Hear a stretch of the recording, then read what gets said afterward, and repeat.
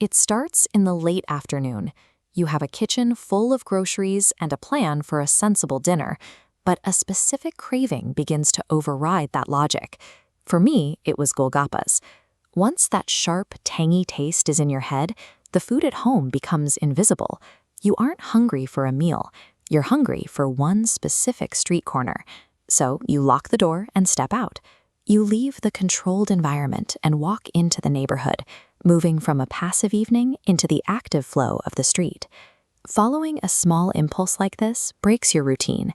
It places you in a public space where you're suddenly vulnerable to whatever small social interactions or technical hiccups the afternoon has in store.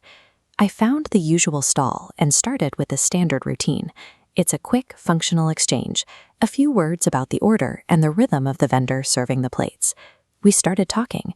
He mentioned he was from Bihar, and I told him I was from Jaunpur in UP.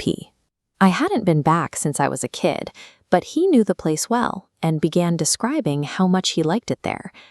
That shared geography changed the vibe. We weren't just a buyer and a seller anymore.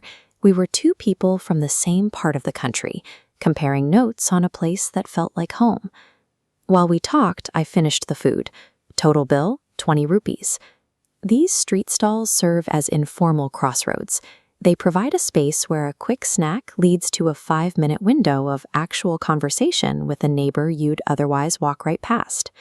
I pulled out my phone to scan his UPI code, but the screen stayed frozen. I had the app, he had the scanner, but my data connection had completely vanished right when I needed it most. The mood shifted instantly. The post-snack satisfaction was replaced by that sharp, awkward heat of embarrassment, standing there having already eaten with no immediate way to pay for it. The vendor was incredibly calm about it. He told me not to worry, and even suggested I just pay him some other time, treating the debt as if it didn't matter. I couldn't just walk away.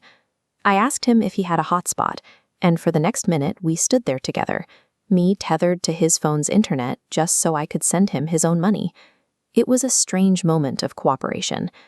Our high-tech payment system failed, so we had to rely on a basic level of trust and a literal shared connection to make the trade work. When the transfer finally beeped on his phone, the tension broke. I felt a genuine sense of relief, not because the amount was large, but because the transaction was finally clean. This shows why even small debts matter. To a vendor, an unpaid plate is a direct loss of effort.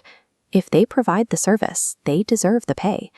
Letting small debts slide creates friction, a nagging discomfort of taking labor for free. Making the extra effort to stay and fix the connection, or coming back later to settle up, is a way of showing you see the person behind the counter and respect their livelihood. A plate of Golgapas is a quick snack, but the way we handle the payment defines the relationship. Upholding that small obligation is what allows you to walk back to that stall next week with your head held high.